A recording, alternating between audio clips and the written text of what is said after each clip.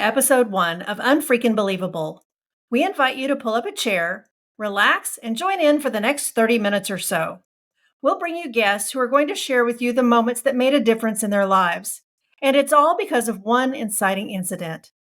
We believe that life is infinitely stranger than fiction, stranger than anything the mind can invent. You might even say, it's unfreaking believable. Good afternoon, ladies. How's it going? Doing great. How about you? Doing Doing fantastic. Awesome. Welcome to our podcast. We're your hosts. I'm Jen. I'm Jenny. And we believe that life is made of great stories.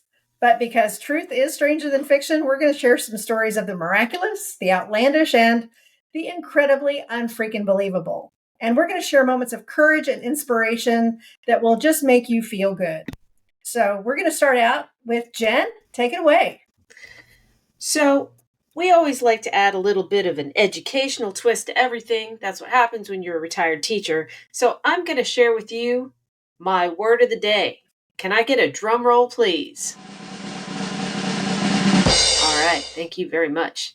The word of the day, and when I say word of the day, I mean a word that you've probably never heard, but would be great fun to use. And our word of the day comes to you from Sussex in England. And that word is gubbins. Ladies, can you say gubbins with me?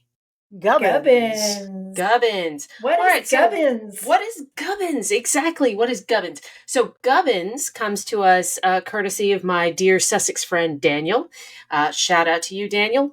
And gubbins is basically a word for collective junk that you have in your house. A lot of times it's sort of stuff that you would have that's like hardware related.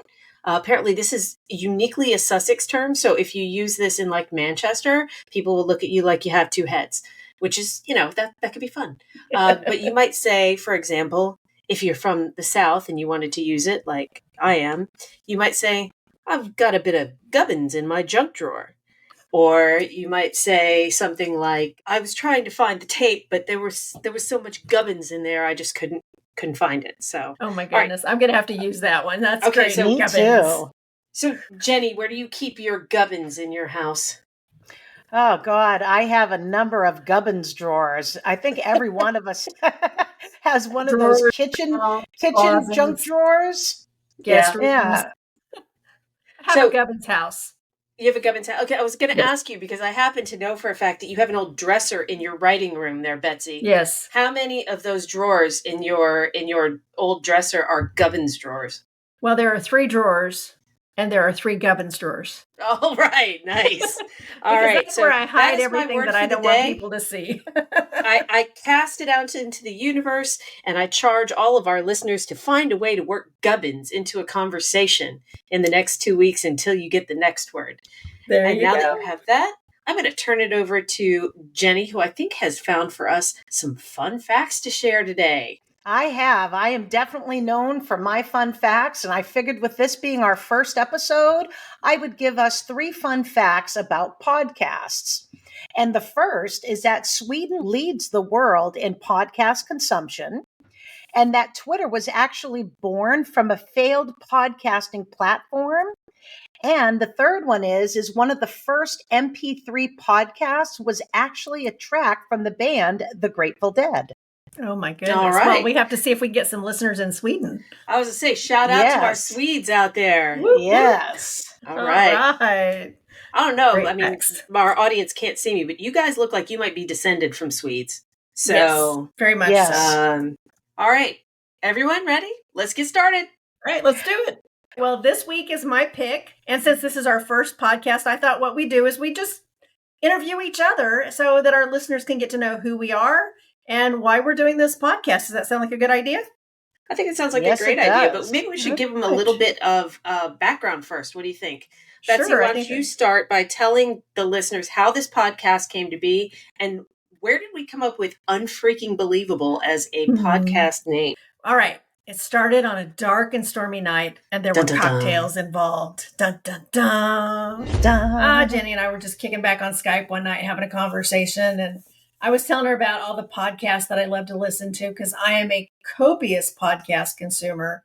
And I, cycle about 9 or 10 a week that I listen to, usually on my daily commute. And so we were kind of talking about it. And she said, I'd love to do a podcast. I think we could do a great podcast. And I said, yeah, we could do that. And I said, we have to call it Unfreaking Believable. And Betsey, you have to tell them where that comes from. Yeah. So, Unfreaking Believable. I actually have a character in one of my books, Rowan Pierce. He's the male protagonist in the Veritas Codex series. That's his catchphrase. And anytime he's frustrated or something weird happens, he just shakes his head and goes, "Unfreaking believable." And I honestly never intended for him to have a catchphrase like that. But when my audiobook narrator got a hold of that line, just the way she did it was so priceless that I started writing that into future books just to hear her say it again. So it's really kind of become a universal catchphrase. Jenny and I both use it now in everyday conversation. And it just seemed like a natural name for our podcast. If we're going to tell some unfreaking believable stories, why not call the podcast Unfreaking Believable? And I happen to notice, by the way, as a side note and as a fan of your books also, notice other characters have started using that term too. Yes. Usually to make fun of Rowan. Yes. So when did you guys start having these discussions about a podcast? Oh, that was in the middle of last summer. I remember because it was just before WriterCon, and that happens every Labor Day weekend in September. So Betsey, and I know I just kind of made a little allusion to it there. You mentioned the Veritas Codex series. Yeah. Why don't you tell us a little bit about that and tell us what you write? Okay. I'm a full-time safety professional with a degree in emergency management. I retired from the Oklahoma Department of Labor about 8 years ago. And I have always been a writer. I've been writing in the background.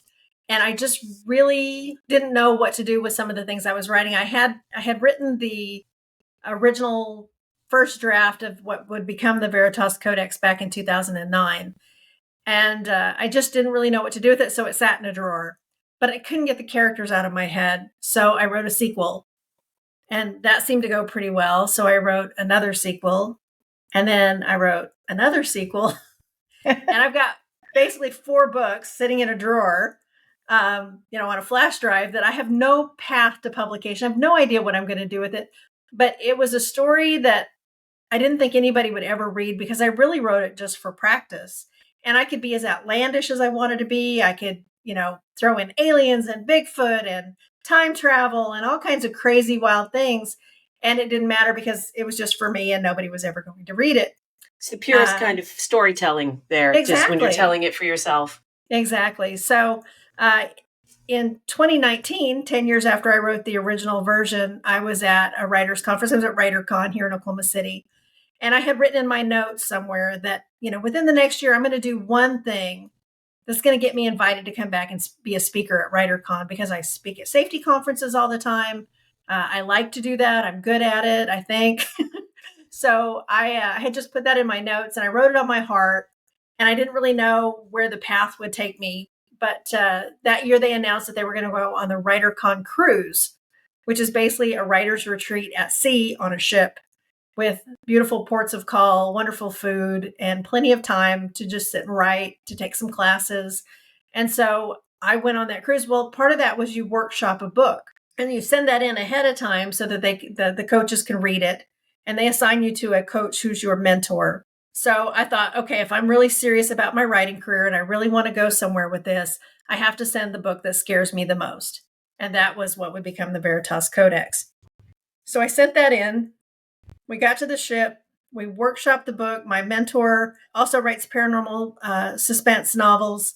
And she kind of coached me through some things, and I kept asking, is this too over the top? Is this too over the top? She goes, no, this is great. Keep going. I pitched it to a publisher while we were at sea just to practice, which was really hard because the biggest critique I got was, you need to make better eye contact. And I'm like, yeah, but did you not notice there were dolphins outside the window? And I was so distracted by the dolphins. I about flubbed my pitch, but we got back on February 10th of 2020. And we all know what happened in March of 2020. The whole world fell out from under us. And I thought, well, that's it. That's all she wrote. Nobody's publishing books anymore. We're done. And then within a couple of weeks, I had an email saying, I'm starting a new publishing company. I really like your book, and I think you'd be a great member of our team. If you're interested in working with me, I'd like to offer you a contract for your series, not for your book, for your series. So in other words, what you're And saying is that an angel flew down and yes, landed in your lap, and you went, yes, hello. and slapped That's me in the face and said, "Come on, baby, we're doing this." That's a pretty So, unfreaking believable story. yes, isn't it though? Because that kind of thing Yes. never happens. No agent, no middleman. We had a contract within a few weeks. My attorney ran through it, gave me some suggestions. We made a couple of tweaks to it. And September 1st of 2020 at the next WriterCon, we debuted the Veritas Codex series at #1. So in addition to the angel landing in your lap, it also basically said, oh, and P.S., you don't even have to sell your soul to become a best-selling writer. Exactly.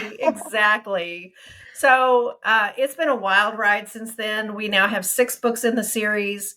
I'm currently working on edits for book 7, which I hope will be out in 2024.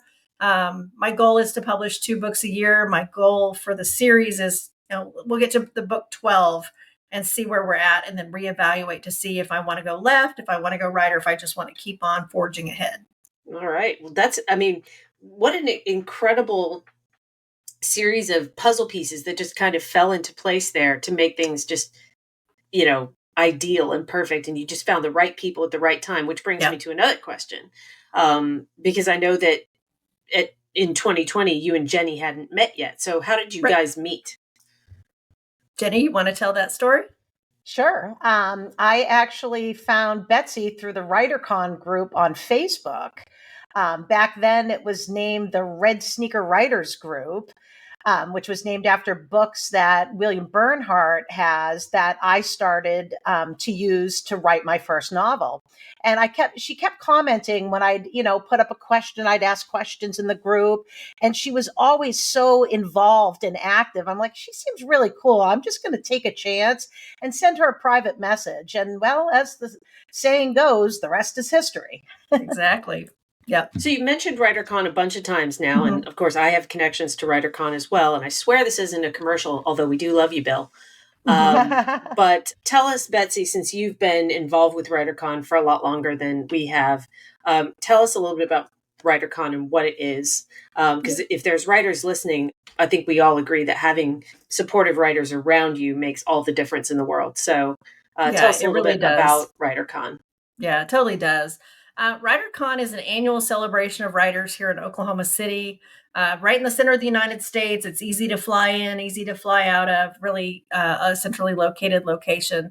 It's hosted by the, 65 or 60 sometimes best-selling author William Bernhardt, who writes legal thrillers, and his wife Laura, who writes paranormal and supernatural and women's fiction. I started going back. I've been able to pinpoint it to 2016. That was the first year I went. That was even before it was the Red Sneaker Writers Conference. Oh. It was the Rose State College Writers Conference, and that's where I was going to school at the time to get my degree in emergency management. And my professor is actually the one who told me about it, because he's also a writer. And he said, we really need to go to this writing conference, and students get a discount. So sign me up. We go to that. And I've gone almost every year since 2016. I think there was 1 year in there that I had to miss because of a work obligation. But they bring together writers, agents, editors, author support services, anything you could possibly need to be a functioning author, whether you publish traditionally, publish by yourself, if you're independent, a small publisher. Everything you need is at this one 4-day conference. And I say 4-day because there's 3 days of conference and then a day of master classes. And this year they added something new. They added ReaderCon. So we invited readers to come, meet the authors, did all kinds of panel discussions. I'm now a regular speaker at that event. I was on several panels, got to do a couple presentations. They keep me really busy those weekends. But it's just a really great opportunity for the writing community to come together and tell our stories and learn from each other and share in the struggles and the trials and tribulations that come with being a lonely little author in our own little cubby somewhere. So I brought you guys both into it. Jenny, you were kind of already there, but I got hold of Jen and said, hey, You have to come. In fact, I think I even called you when I was flying back from, God rest her soul, my mother-in-law's funeral, and said, hey, I'm really thinking about this. And at that point, I don't think I had ever talked to you voice-wise. I think we had just chatted online up to that point. And, to your credit, you didn't try to sell me at all. You're just like, here's what it is. Here's where I think, you'd benefit. Because I think that at that time you knew it would be a pretty significant expense for me to fly in from Florida to come. So you were just like not pressuring me. But I will tell you, and again, not a commercial, I swear. We are not endorsed by WriterCon at all. We do love you, Bill. But it was life altering. I mean, I was so glad I went. I just really, it was very affirming. So anyways, Jenny. Yeah, it was the same thing for me with, because I'm flying in from the East Coast too. I'm just up north in New Hampshire where you're down in Florida. So it was going to be, a pretty big expense for me too, flying in and with hotel fare and everything. And I already knew I wanted to go. And Betsey was the same way. She did not push it on me. I just discussed with her on what she learned and she told me a bit about herself and I was just sold. Yeah. And again, I know we're not pushing WriterCon here, but we do love Bill. He's actually my mentor and my writing coach. Yeah. Yeah. Well, I just like eating Mexican food with him, really. Yes. Yes, we do eat a lot of Mexican food when everybody comes. And have great big giant frozen margaritas. Well, yeah, I'll leave that to you two. I'll be the designated driver, even though I couldn't find, my butt with both hands and directions in Oklahoma City, but that's okay. Jenny, why don't you tell us a little bit about your background, what you like to write and that sort of thing? All right. So I'm on the doorstep of turning 52. And actually, by the time this airs, I will be 52. So I'm a former IT specialist, and I'm also a retired firefighter EMT. Towards the mid to late 90s, I used to travel the US. I taught a computer assisted drafting program. And traveling got to be so much for me then that I decided to switch to a more local job. And I went to work for GTE, where we were internet service providers for internet service providers. And there I managed 10 of the world's largest internet companies. But once 9/11 had happened, it just shifted my life. And I decided to become a firefighter and an EMT. And I did that until about the end of 2014. That's a pretty big jump. It is. And I will get into that later on why that jump happened. But as far as being a writer, and actually now a 2-time award-winning writer or author, though I'm not yet published, and yet being the operative word there. Exactly. It was in August of 2021 is when I finally started pursuing my dream of being a writer. And currently I write supernatural, fantasy, and horror. Nice. Fun stuff. Yeah. And I know that, Jenny, when you and I finally met, Betsey had told me a little bit about you, but when we did finally meet last year, I know you and I immediately bonded over our deep and abiding love for supernatural. Yes. So, And so Misha, if you're listening, call me. The TV show, right? Not the genre. Yes, the TV show. And I tell you, I will never forget that moment sitting in one of the classes, and we had to do an exercise where you describe a book or a TV show or a movie. And I had said, 2 brothers suffering from grief and driven by revenge drive around killing supernatural beings in a kick-ass car listening to kick-ass tunes. And she just looked at me and she was like, supernatural. You're my people. You're my people. We found our tribe. That's for sure. That's one of the nice things too about WriterCon is that's where we found our tribe. Oh, where I found my tribe. I kind of found you guys on the internet, but we really came together as a tribe at that event. I was actually a Russian mail order bride, but we're not going to. Okay. We're not going to get into that story. I tell you, it's my tribe so much that I'm actually moving from New Hampshire to Oklahoma this spring. Awesome. We're so excited. Yeah. Okay. Well, Jen, it's time for you to tell us a little bit about you and what you write. Okay. So I do not live in Oklahoma. And as much as I love you, I'm not moving to Oklahoma. Oh, man. That having been said, though, I do live in Florida. I spent 30 years in the trenches teaching public school. I taught English, creative writing, and speech and debate. If any of my speech and debate kids are out there listening, probably not kids anymore, but hey, still love you guys. Once crew, always crew. But yeah, so I've been writing my whole life. But in 2019, so again, Betsey and I have discovered that actually we're secretly the same person. Exactly. So in 2019, I sort of had this moment of clarity where I said to myself, you know, the writer is the person who finishes the book, not the one who has all the ideas. So I decided to do National Novel Writing Month in November of 2019. And so I actually sat down and I wrote my first complete novel, which is called Rise of the Moon. And it is a YA paranormal urban fantasy story. It is based on tarot cards and sort of a coming of age of young people coming into their power, so forth and so on. And of course, right after that, I finished the book and then I was like, now what? And then the world went to hell in a handbasket.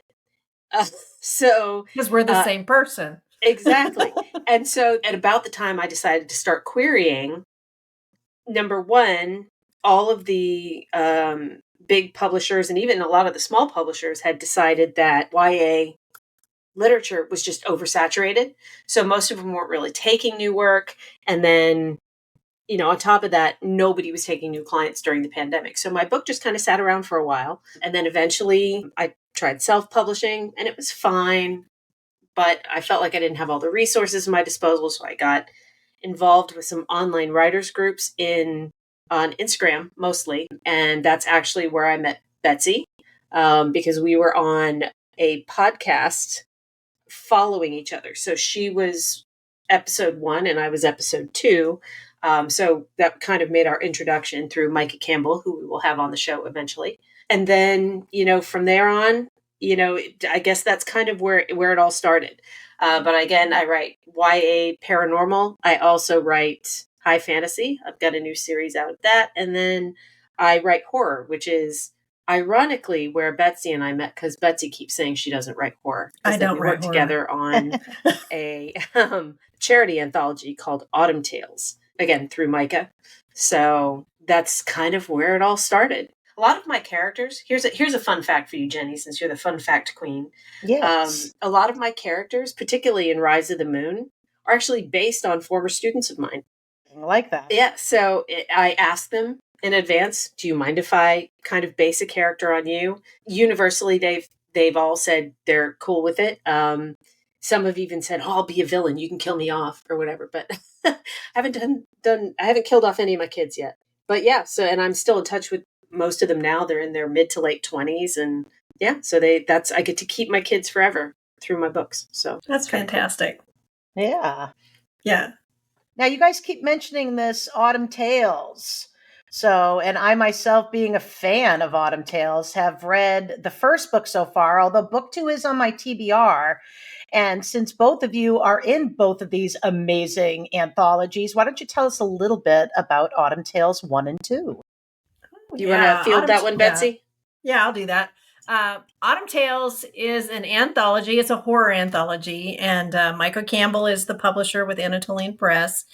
He reached out to me last year and said, "Hey, we're going to do a horror anthology, and I'd really love it if you would write something for our anthology. Would you be interested?" And I'm like, "Well, I don't really write horror." He goes, "I've read your work. I think you can do it." And I'm like, yeah, but it's really not my jam. It's not my thing. It's not what I'm into. Not And my he said, cup of "Yeah, but tea." look, here's, yeah." Here's the thing. He said, "This is something I want to do because I want to put a mission behind it.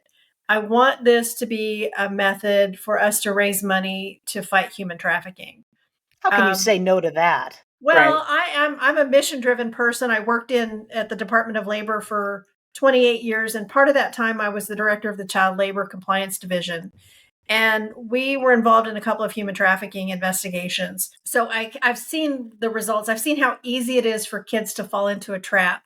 I've seen how clever the bad guys can be. And when he said that, all the proceeds from Amazon were going to go to that nonprofit to fight human trafficking, I'm like, okay, I'm in. No questions asked. I'll write something, and if it's not horror enough, you let me know, and I'll either rewrite it or maybe I'll jump in next year. He goes, no, you'll do fine. And Autumn Tales 1 came out last year, and my book is number 1, first on the very first page. You get introduced to the whole series with my story, No Boys Allowed. So this year, we have recently published Autumn Tales 2 in 2023. And it is also a collection of short stories that are all horror related.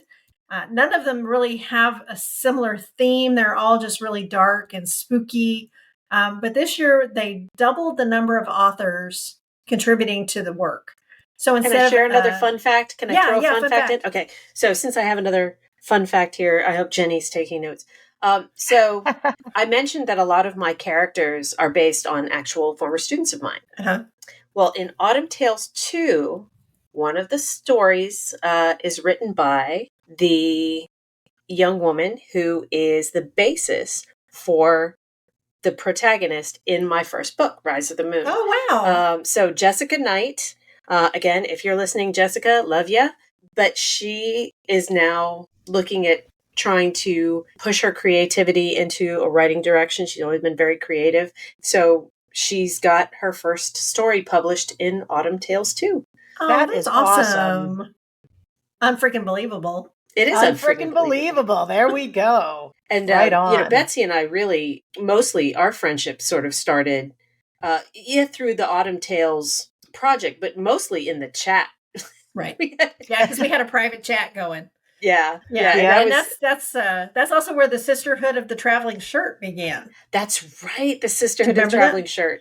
Go ahead, tell the story. I'd gotten a t-shirt for Christmas that was the prettiest green with red print on it that said future best-selling author. And I had it 2 weeks. And I was either going to have to mark the future off or quit wearing it because I hit the bestseller list, number 1 on Amazon's Movers and Shakers. Woo-hoo. And so it was no longer valid. So I'm like, okay, I got to pay it forward. So we started talking in the chat and I said, okay, who's next? And Jen's like, ooh, pick me. So I packaged up the shirt and sent it off to Jen in Florida. Yeah. And Jen got to wear the shirt for a while. And I think you've already sent it off.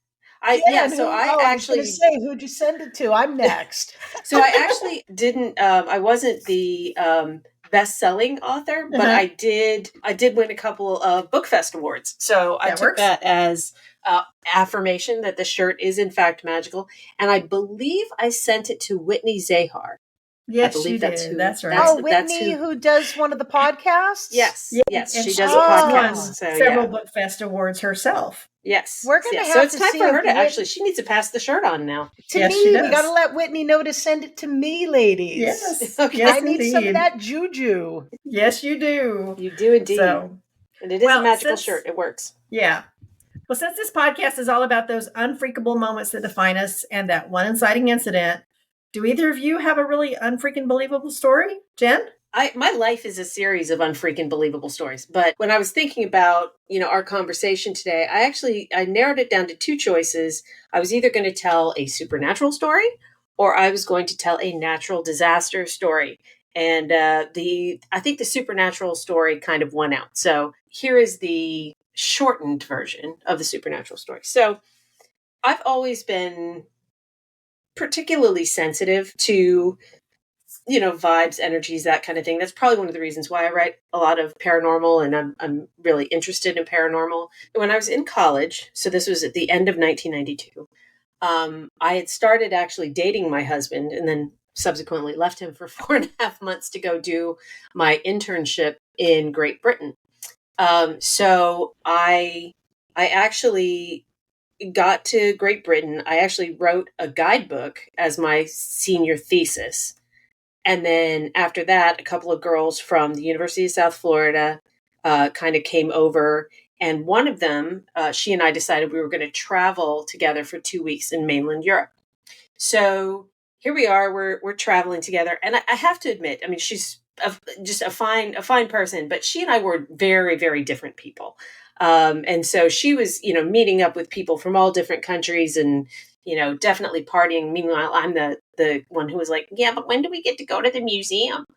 So there was already that going on. But anyway, so here we were in Rome, and I remember we were at the Spanish Steps in Rome, and we were kind of wandering around, and it was September 8th, 1992. And the next day was actually my husband's birthday. He wasn't my husband then, he was just my boyfriend, but it was his birthday the next day. So I had already run up just ludicrous phone bills, because in the 90s, it's not like you just had a cell phone where you could call. Right. Like, you had to put coins in the machine. So There's a fun fact. Drop a dime comes from somewhere, kids. There you go. Exactly. And so I was going to call him the next day, but we were walking around the Spanish Steps, and all of a sudden I just stopped dead in my tracks. And I was like, I have to call Buck right now. I have to call him. I absolutely must right now. I've got to find a phone. I have to call him. And the girls that I was traveling with kind of looked at me like I was nuts. I was like, look, you guys go do whatever you're going to do. I'll meet you back at the pension, because we were actually not pension, but we were kind of staying in a kind of a, not really a bed and breakfast, but like a boarding house kind of thing. So I was like, I will meet you guys back there. I just have to find a phone, and then I'll go back to the room. So that was unusual for me, even though, I wasn't really the party hound. I usually just tagged along. So I did find a cell phone, or not a cell phone, a payphone. It's like a dinosaur. You don't see them very often. Right. So I called, I found, I didn't have enough coins. So I had to like call the old fashioned way and like go through like a calling card, credit card thing. So I finally was able to reach Buck, and it turns out that at almost exactly that same minute when I started going, I need to find a phone, he had gotten word that his best friend had died unexpectedly. Oh my gosh. Wow. And he had said a prayer that I would call. Oh, wow. And so, oh my gosh. So I did. And I talked to him, and of course, it was, I hated it because I wasn't going to be home until December. So there wasn't really anything that I could do, but, I definitely, I talked with him for a while, and then I went back to the room. Obviously I wasn't, in any mood to go out and meet them for a party or whatever. So fast forward about a month, and I was back in England, and I was doing my final teaching internship in England, and I was living in a dorm in Brighton along the southern coast of England, and you could see the English Channel from my room. I was on the 4th floor, and as always happens when you have a bunch of girls living in the same place, there's drama, right? I think we can all testify for some reason that just seems to happen. And so some of the girls that I was traveling with, by about mid-November, it was becoming really annoying. I guess it might be early November. It was really annoying because all they did was complain about wanting to go home. And I was just so much enjoying the adventure, but I also didn't really know much of anybody else over there. So I was really vexed because I was starting to have a lot of conflict with them because I didn't want to be around them. And of course they were splitting into groups and cliques and all that kind of stuff. So one night I had gone to bed, and there was the moonlight was shining through my window, and the moonlight would hit a mirror on the opposite side of the room and then create like a glowing rectangle on the wall. So you can kind of imagine it's just like the light would bounce. Yep. So I was lying there, and I was thinking about this fight between some of these girls, and I look over and I can see Mike, who was my husband's best friend. I see his silhouette in the square of light on the wall. Oh my gosh. And and it's just like, it was like a shadow, like he was standing in the window, but I was on the 4th floor, right? There's nothing outside the window. Gosh, yeah. So I because it felt like Mike to me. So I was like, hey, and as clear as day, he said to me, don't worry about most of those girls. You won't stay friends with them.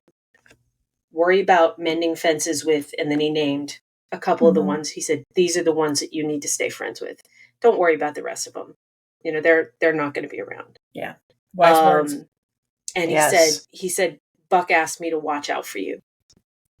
Aww. So I'll be around. And then he was gone. Wow. So there was an outside hallway that was all windows that overlooked the English Channel. And when I would walk down that hallway, almost every time I would start to hear knocking on the outside wall as it would follow me down the hallway. And I always took that as Mike telling me that he was still there watching over me. That's nice. Oh my gosh. Wow, that's incredible. That's It's unfreaking believable. That's my unfreaking Jinx. believable story. That's Jinx, That's owe me a not awesome. Coke. brief. I'm sorry. That was supposed to be briefly tell my story. I'm not good at brief. I'm a big mouth, so that's all right. Yeah, it's okay. We're going to go over on this episode, but this is our first episode. We can do whatever we want. And it's Yes. There we perfectly go. okay. Yes, Plus, we which were can. just so entertaining. All right, Yes. so now that I have blathered on for what felt like 7 or 8 minutes, Jenny, why don't you tell us Why your don't you story? blather on for 7 or 8 minutes? Why It's your don't I turn. blather on? I'm No, capable blather. of Please that. blather. What's our word of the day? Gubbins. Gubbins. Okay, Gubbins. sorry. I didn't want to forget it. Yeah.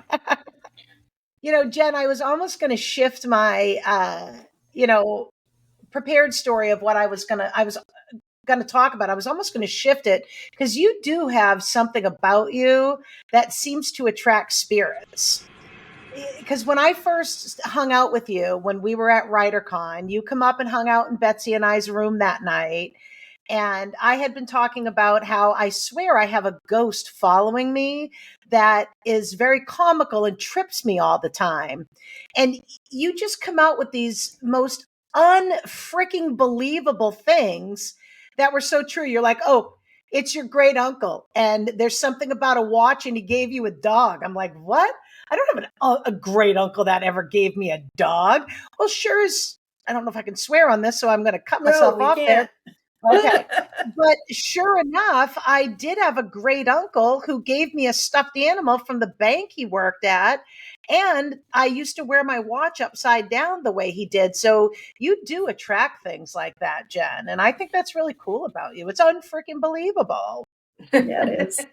Oh, man. So I enjoyed that story. And I'm glad you left it to be that we hadn't heard it. But I am going to mention how I became a writer because that, to me, myself, is my own unfreaking believable story. So it was in 2001 when I finally decided to start, trying to pursue my dream of being a writer. And I started taking classes. But unfortunately, shortly after I had began those classes in the summer of 2001, 9/11 happened. And at that point in my career, I worked for GTE, which we had been renamed to Genuity by then, but we occupied the top floors of both North and South Tower at the World Trade Centers. Wow. They weren't office floors, they were server floors because we ran 2 main lines out of there. I used to affectionately refer to them as a tale of 2 cities because any readers out there will guess one went to London, the other to Paris. Oh boy. Very clever. Yeah. And when that first plane hit, I left the building I was in and I walked, through the glass catwalk over to the building my husband was in. He worked in our network operations center. And there on movie theater size screens, our computer screens, we were watching 9/11 unfold there. And they were on the phone, and I'm not going to mention his name just, for his family's sake. But they were on the phone with one of our techs who was in the second tower. And they were being inundated with smoke. And they had come down and they had made it to the 86th floor. And there was a massive crowd of people that said the smoke's too much. We need to head up and go to the roof so we can breathe. And right at that moment where they were on that 86th floor is when that second plane smacked into that tower. I was watching that live on TV. Oh my gosh. And we were sitting there not only with, one of our techs on the phone with my husband and his, his coworkers, but we're watching it literally on this movie theater size screen. And it was just one of those life altering moments. Like I know I went into shock. I lost a bit of time because then all of a sudden, the next thing I know, I'm out of this secured room because it was fingerprint technology to get in there. And I didn't have it. They had to let me in. And all of a sudden, the next thing I know, I'm in the gym with everybody else looking up at the screen, watching everything happen before I finally pulled myself together to go back upstairs and go, oh my God, we're under attack. We're at war. So instead of continuing to pursue my dream of being a writer, I instead, watching those towers collapse and everything, I'm like, I need to be one of those people. I said, I know in my heart, I can be one of those people that run into the buildings when everybody else is running out. Yeah. So I made the decision. And by 2003, I was a firefighter. A couple of years later, an EMT. And I also worked for 2 police departments during that time because I worked, 24-hour shifts on an ambulance. I only worked 2 days a week at the fire department. So I also did emergency dispatching for 2 police departments. And at the end of 2014, I am not ashamed to say I had to leave because I did wind up with PTSD, and I wandered around, for a few years, not knowing what the hell I was going to do with my life, doing amateur photography and stuff. And it wasn't until August 26th of 2021 when I came home because I had to quit a job. It was too much for my dyslexia. And it was an IT job, great job. And, I was crying when my husband got home, and he metaphorically kicked my ass out the door to pursue my dream. He's like, don't even look for another job. You're just going to follow your dream.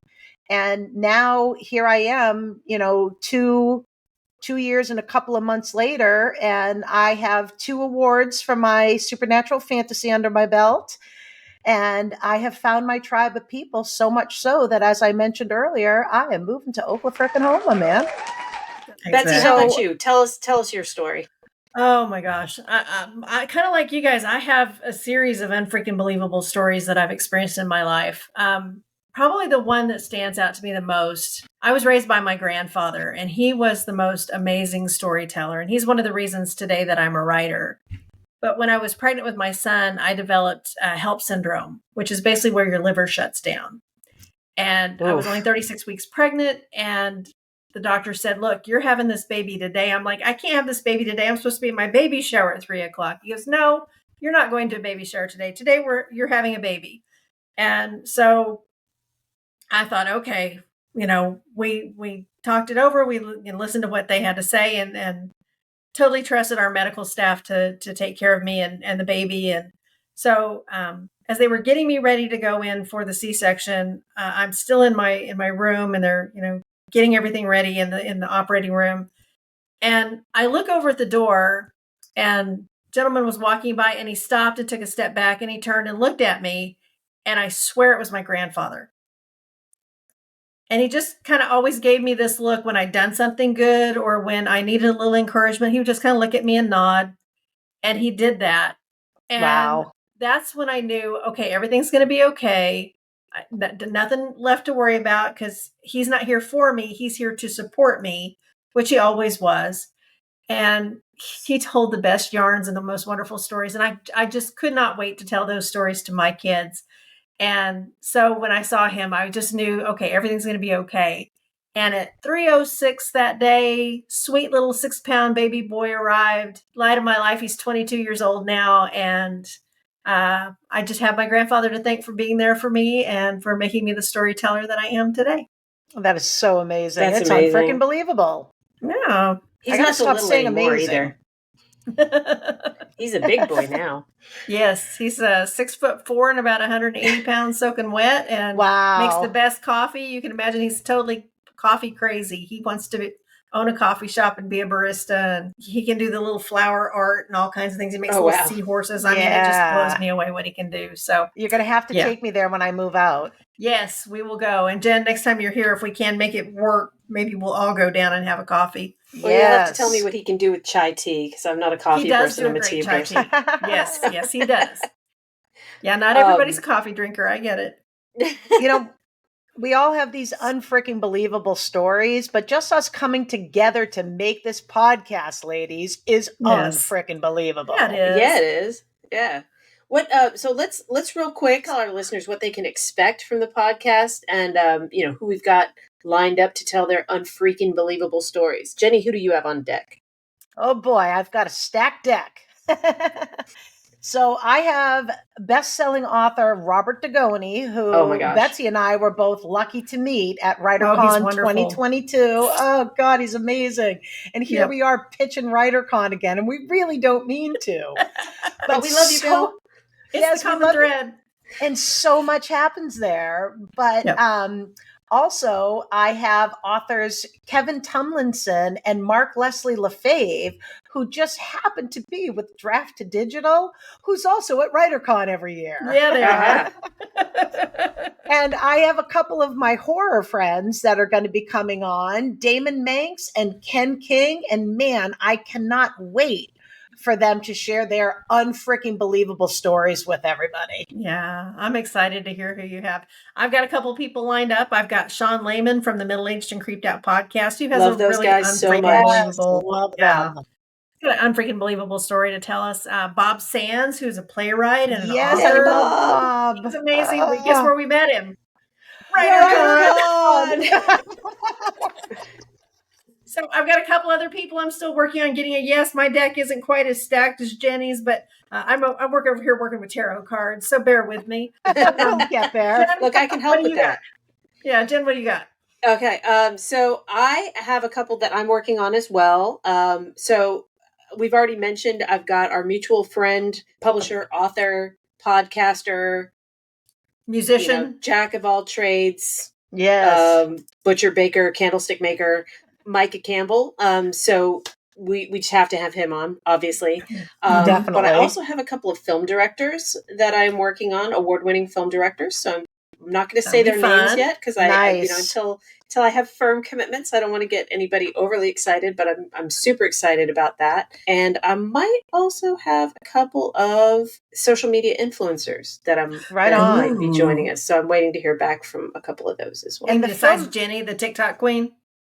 Yeah, well, she is the TikTok queen, and I imagine she will recognize the names once I get firm commitments. And Nice. with you having your director friends come in, that's going to be right in line with Bob Sands as well. So hopefully our listeners that are interested in writing screenplays and making films will be really interested in those people. Yeah. And guess what? You can meet and take classes from Bob Sands at, tell them, ladies. WriterCon! Love you, Bill.